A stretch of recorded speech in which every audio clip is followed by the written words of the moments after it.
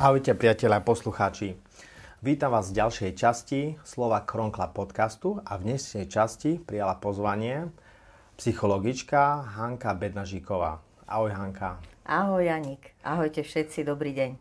Si psychologička, alebo čo si vlastne vyštudovala? Psychológiu, poradenskú psychológiu na Univerzite Komenského v Bratislave. Potom som pokračovala teraz nedávno ešte v ďalších štúdiách na Inštitúte sociálneho zdravia na Univerzite Palackého v Olomouci. Takže odtiaľ mám akoby vedecké vzdelanie v ďalší stupeň. Čiže samé štúdium, keď človek chce v tejto oblasti byť. Nepochybne tá práca, akoby psychologické poradenstvo alebo aj veda vyžaduje v podstate stále sa vzdelávať. Takže je to taký neustály kontinuálny proces. A baví ťa to, čo robíš? Jasné, preto to robím. Stále je vždy niečo nové, čo sa dá naučiť a vieš, na tej práci je fascinujúce, že každý človek je úplne jedinečný a je úžasné môcť s tými ľuďmi zdieľať tie ich príbehy, takže zatiaľ ma to stále veľmi baví. Že si už vedela od strednej školy, dajme tomu, alebo od malička, že to chceš robiť? No, v rodine? V podstate aj áno, lebo ja som vždycky bola taká bútlavá vrba. Ja sa smejem, že som mala asi na čele vždy napísané, že zverte sa mi, že mne sa ľudia od malička zverovali. Stane sa mi to aj doteraz, že niekto ma nepozná a začína mi rozprávať svoje príbehy, ktoré nikdy nikomu nepovedal. A mám aj v rodine, aj môj otec je psychológ, ale teda je skôr tou akademickou cestou, on sa vydal, takže robíme úplne niečo iné. Každý, ale sme teda v odbore psychológie, takže určite trošku je to aj rodinná tradícia. Zaujímavé, jak niektorí ľudia ako sa medzi sebou nacítia, alebo tie energie, že zrazu ti niekto aj cudzí začne rozprávať o svojich celkom citlivých témach, že sa neotvorí možno u svojej priateľky alebo v domácnosti, ale niekomu cudziemu ako tebe. Niekedy to ide ľahšie a asi dôležité je, že pokiaľ z toho človeka ide niečo také, že cítime, že mu môžeme dôverovať a práve keď nie je zainteresovaný na tom našom príbehu, že je akoby nejaká osoba zvonka alebo nejaká nestranná, tak to niekedy paradoxne ide ľahšie. No už sme sa pred podcastom rozprávali, že tým, že sa živíš, že cudzí ľudia prídu k tebe sa vyspovedať alebo povedať svoje ťažkosti. Ako to máš ty vo svojom osobnom živote? Vie sa odosobniť tým, že zavrieš dvere ordinácie a už prepneš na ten svoj bežný život? Alebo kedy, jak? Ako kedy. A ako naozaj vždy som tými príbehmi tých ľudí aj žila. A s mnohými ľuďmi mám v podstate nejaký kontakt aj veľa rokov, že aj keď už skončíme nejakú aktívnu fázu spoločnej práce, že sa mi ozývajú a často sa mi samozrejme stávalo, že som si prenašala prácu domov, ale tými rokmi tej praxe naučila som sa s tým pracovať tak, aby som vždy po každom sedení vedela a uistila sa, že som urobila to maximálne, čo som mohla. V tej chvíli, aby som mohla toho človeka pustiť a vedela, že je to urobené tak v maximálnej miere, ako sa dá pomôcť v tej chvíli. Čiže tak sa aj snažím viesť tie sedenia a samozrejme niekedy mi to ostáva v hlave a niekedy dokážem akoby sa prepnúť, ale väčšinou je to za pomoci nejakej aktivity. To znamená, že teda zvyknem sa chodiť, aspoň prechádzať. Keď som tak unavená, že nevládzem napríklad ísť behať, alebo byť akoby, ja neviem, taká aktívna v športe, výbušná, tak aspoň urobím to, že sa prechádzam, hoci aj z nohy na nohu a ako slimák a kochám sa kvetinkami, krajinou. A to sa dá skoro vždy, keď aspoň vládzeš preložiť tú jednu nohu za druhou. Takže určite toto mi pomáha, teda treba mať nejakú protiváhu, že keď človek má sedavé zamestnanie celkovo a ani nemusí ho mať tak psychicky náročné, ako je trebárs práca s ľuďmi, hej, alebo teda takéto psychologické poradenstvo, tak je vždy dobre kompenzovať to nejakým pohybom, hej, takže to je určite super. Takže to určite radíš aj svojim pacientom? Áno, aj pacientom, aj klientom. Ja už v súčasnosti už ako nepracujem v tom zdravotníckom kontexte, pretože pracovala som 2 roky aj vlastne v nemocnici svätého Michala. Teda v súčasnosti mám svoju súkromnú prax. Takže skôr hovorím o klientoch v tomto kontexte. Ako o pacientoch. A prečo si sa tak rozhodla zmeniť v podstate nie zamestnanie, ale zmena priestoru z nemocnice do súkromného? To bolo skôr tak, že ja vlastne mám svoju poradenskú prax už veľmi, veľmi dlho.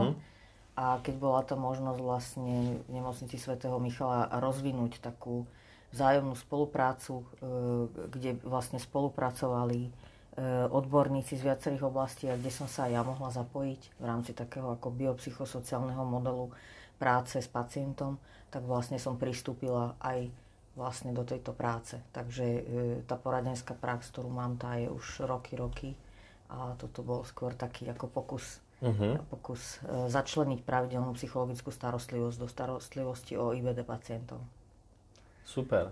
Čiže máš svoju ambulanciu so sestričkou? Nie, práve že mám svoju takú ako poradenskú prax, dá sa povedať. Čiže my psychológovia stále bojujeme akoby so zákonom o psychológii, kde psychológovia, ktorí pracujú priamo v zdravotníctve, sú jasní, ale potom sú psychológovia, ktorí robia vlastne v iných kontextoch a vlastne nie je úplne jasné. Sme zatiaľ akoby, licencia psychologická je zatiaľ zaradená pod zdravotníctvo, ale vlastne s tým zdravotníckym kontextom ako takým veľa momentálne nemám, takže to by bolo na dlhú debatu, ktorej ja sa ani úplne nerozumiem, ale teda dá sa povedať, že mám svoju súkromnú prax. To je škoda, lebo častokrát sa tak pri rozhovoroch stretávam, že ľudia zo zdravotníckej oblasti bojujú s tými základnými potrebami, aby sa im žilo a dýchalo lepšie, aby mohli svoju funkciu vykonávať ešte lepšie a trápite sa s tými určite a zdravotníci majú to veľmi ťažké a naozaj ja sa čudujem, že v podstate to naše zdravotníctvo ešte ako tak akože ide, lebo nemajú tam ľahkú situáciu a jedným z tých cieľov, ako je v rámci toho biopsychosociálneho prístupu jednak k pacientovi, ale bolo aj postarať sa vlastne aj o tých ľudí, ktorí vlastne sú zdravotníci a ktorí pracujú s tými ľuďmi, lebo to je obrovsky vyčerpávajúca práca a to je tiež taká ako jedna vízia, že starať sa vlastne trošku aj o nich, o zdravotné sestry, o lekárov, o celý zdravotnícky personál. Vlastne, lebo naozaj by si to zaslúžili. Určite, lebo aj keď som sa pýtal svojho doktora, psychiatra, on je veľmi zlatý človek, aj snaží sa so mnou rozprávať, ale prvých 5 minút ešte dopisuje posledného pacienta. Áno. Jedným uchom na mňa, druhým ešte na počítači. Áno. Aj keď som sa opýtal, že či sa tak stretávajú, že či si vymieňajú informácie, že veľmi zriedka, lebo nie je na to ani vyčlenený čas a nestíha ani svoju prácu. Čo je škoda, lebo ten knowledge sharing je veľmi dôležitý. Každého napadne niečo iné v tej praxi.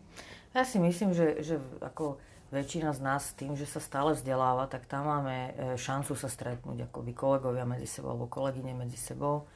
Čiže to je trošku taký ten priestor, kde človek aj môže povedať, čo rieši vo svojej praxi a akoby svojím spôsobom supervidovať prípady napríklad, ktoré nejdu hladko a tak ďalej, alebo sa dozvedieť niečo nové. Takže akože určite všetkým kolegom, kolegyňam v týchto akoby pomáhajúcich profesiách je taká dobrá vec, že naozaj chodiť na také tie práve stretnutia, či už sú to nejaké konferencie alebo vzdelávacie akcie.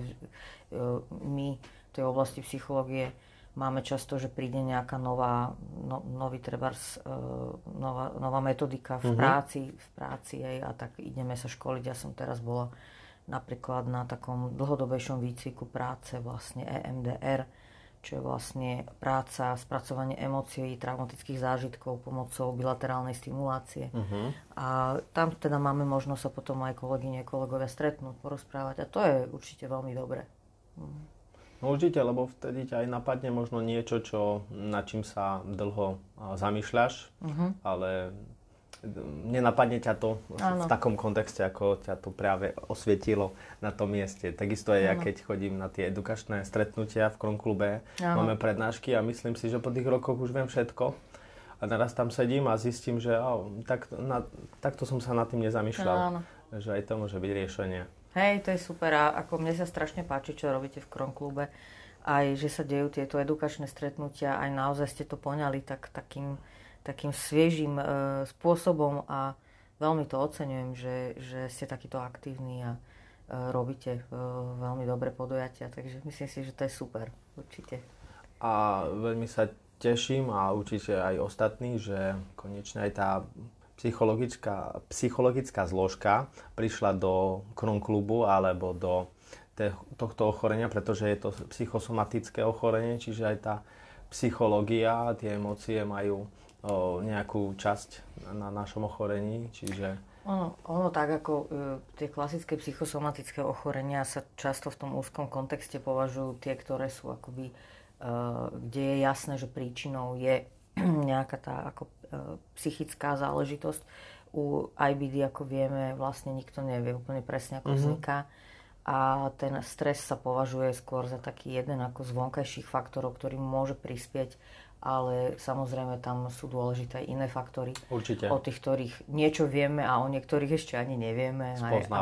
Spoznávame, takže je to vlastne idiopatické ochorenie. Neviem úplne presne, ako vzniká, ale každopádne vieme, že tie stresory môžu trošku pomôcť, alebo nejaké stresové udalosti, alebo prípadne traumatizujúce udalosti môžu pomôcť vlastne tým, že sa naruší mentálne zdravie, tak potom aj sa to môže prejaviť vlastne na tele. Povedz mi, ty zo svojej praxe mávaš pacientov s IBD ochorením? Chodia ku mne niektorí klienti už veľmi dlhodobo z IBD, ktorí si myslím, že z toho profitujú, že sú dlhodobo vlastne v remisii. Čiže vnímam, že tá starostlivosť o dušu sa môže prejaviť aj takým, ako, že vlastne si tí ľudia zhodnotia svoj život a tak si ho akoby urobia, aby mohli žiť v akom takom súlade so sebou a aj s tým ochorením a vedú ten svoj život tak, že vlastne majú dlho pokojnejšie obdobia. A samozrejme stretávam sa aj s ľuďmi, ktorí prídu ku mne v nejakej akutnej fáze, keď sa necítia dobre a teda snažíme sa pomáhať, aby tie následky toho, čo môže vlastne IBD vyvolávať od toho, že človek môže mať napríklad úzkosti, že sa môže obávať, kedy príde, ja neviem, ideš von a teraz nevieš, či ideš von, pretože si predstavíš, že nemáš istotu, teda či dobehneš na vecko, nedobehneš.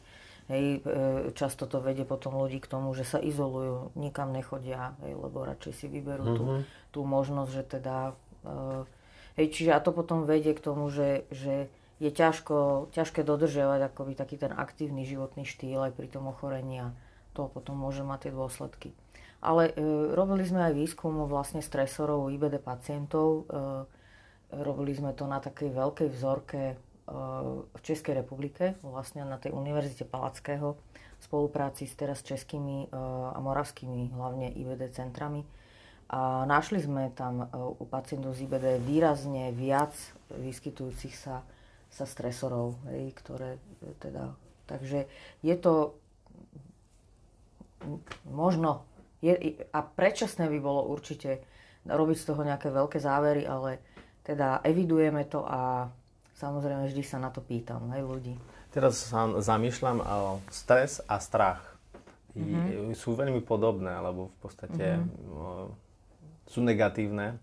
A teraz neviem, či sú podobné, alebo sa odlišujú niečím výrazne.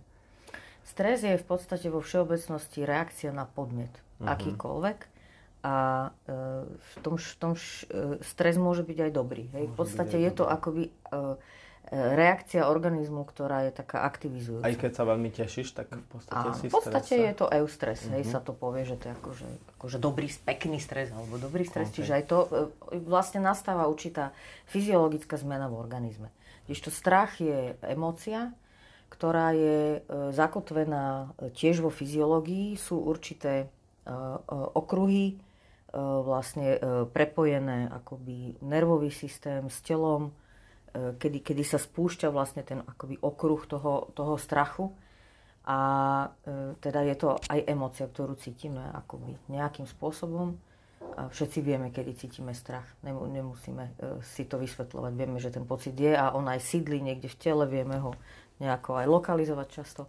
Čiže A strach má takisto svoje opodstatnenie. On nás upozorňuje, že niečo sa deje, na čo si máme dávať pozor. Čiže je seba záchovnou reakciou. To, čo je trošku problém, že to naše telo a to, ako fungujeme, že máme strašne veľa takých tých stresových podnetov, ktoré ako vyvolajú čiastočne to nabudenie, ale keďže tých podnetov je veľmi veľa, hej, sme akoby prepodnetovaní, máme stále, pozeráme mobil, dozvedáme sa nové správy, toto treba riešiť, tak sme neustále vlastne v tom móde takého toho napätia a to je to, čo vlastne robí problém, pretože keď sa to potom dlhodobo deje, tak to má zmeny na organizme, ktoré už nie sú dobré. Čiže samotný stres ako taký je v podstate dobrá účelná reakcia, takisto ako strach, ale dôležité je, že aby sme sa naučili pracovať aj s tým svojim telom, s tou fyziológiou, s prežívaním tak, aby sme mohli viesť ten svoj život, že nie sme stále len v tom napätí. Že sa človek nevie uvoľniť. No ja som zo začiatku ani nevedel pomenovať, že čo sa vo mne vyskytuje. Vedel som, že to je buď pozitívne, alebo negatívne. Až potom som sa učil, že čo je to strach, aká je to emócia, šťastie, láska a tak ďalej. Hej. A v momente, keď už som to vedel identifikovať, tak aj prišlo také upokojenie. OK, že je to toto, ideme s tým pracovať, alebo aj keď napriek tomu, že mám strach, idem do toho, že mi to proste nezakáže ísť do tej situácie, že nebudem doma zavretý, ale idem s tou emóciou a nakoniec sa to podarí aj s tým strachom, s tým všetkým, ale ideme ďalej. Áno. Čože je to super.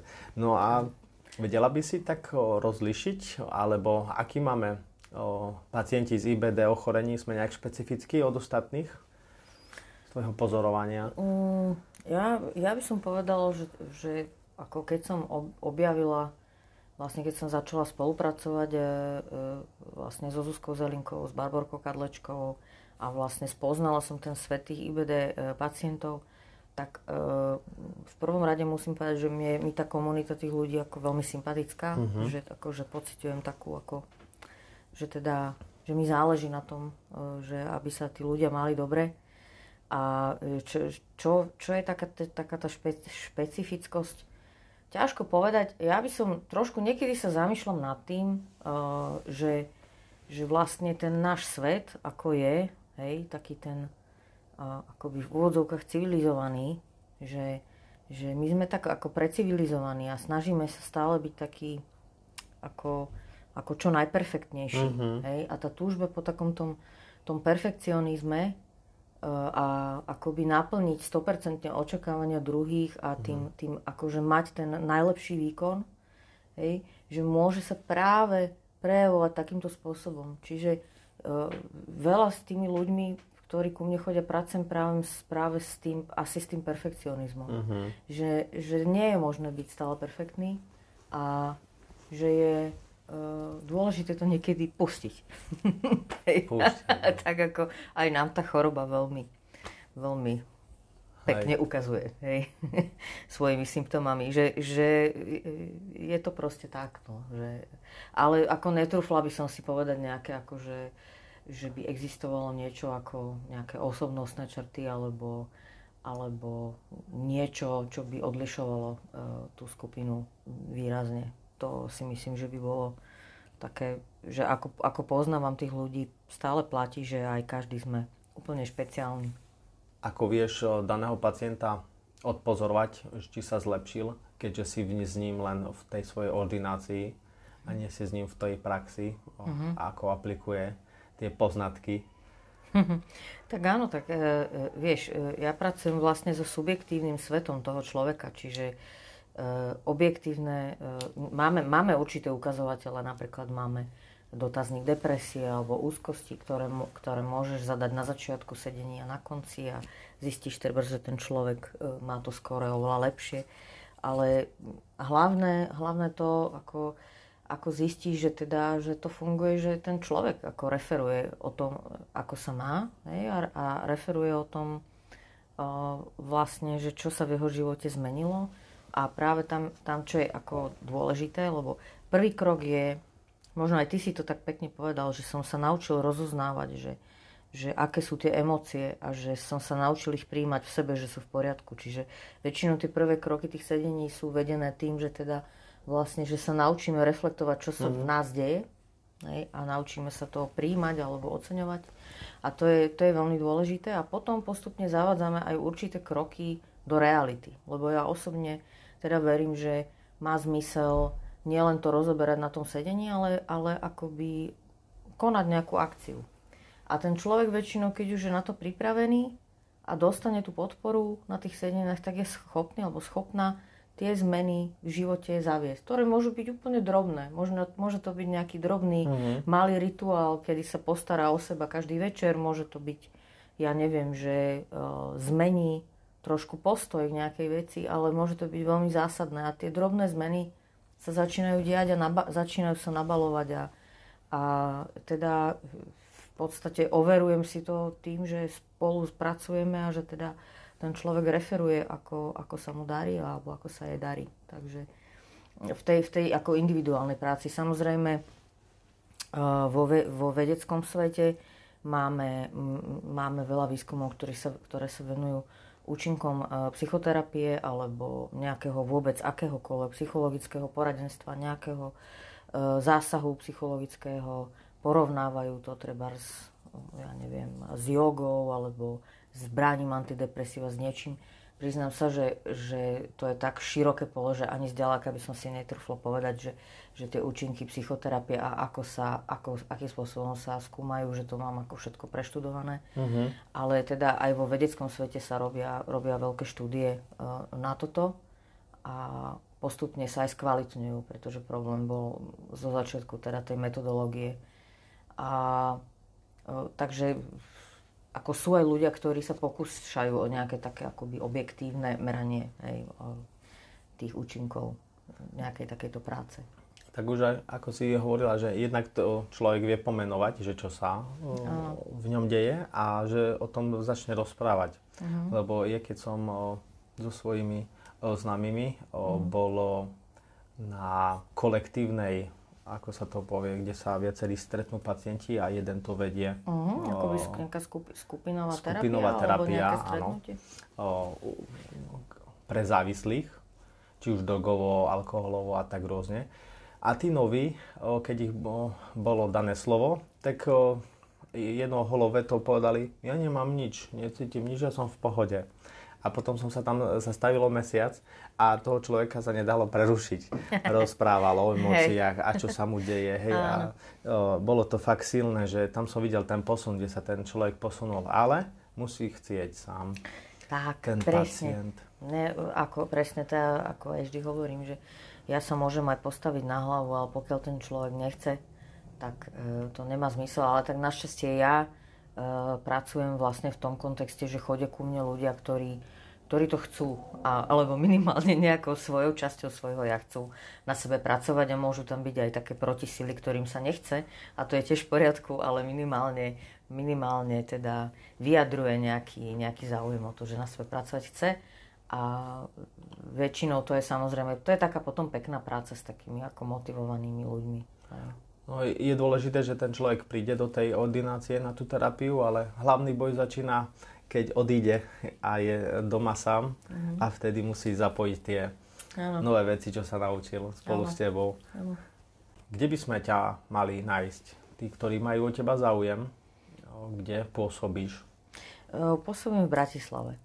Mám teda svoju súkromnú prax, ale občas sa vyskytujem aj kade-tade po Slovensku, ale väčšinou teda v Bratislave.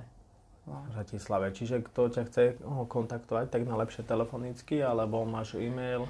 Mám aj e-mail a dá sa aj telefonicky. Trošku je to momentálne také ako náročnejšie s termínmi, lebo ten maj, jún je veľmi plný a potom by som sa rada nejako aj trošku zrekreovala. Čiže pravdepodobne bude tam nejaké také dlhšie voľno v lete, ale myslím, že potom ako od jesene je to také realistickejšie, že sa dá. No. Keď človek uvažuje o tom, že ťa navštíviť, určite za 1 hodinu sa to nestihne.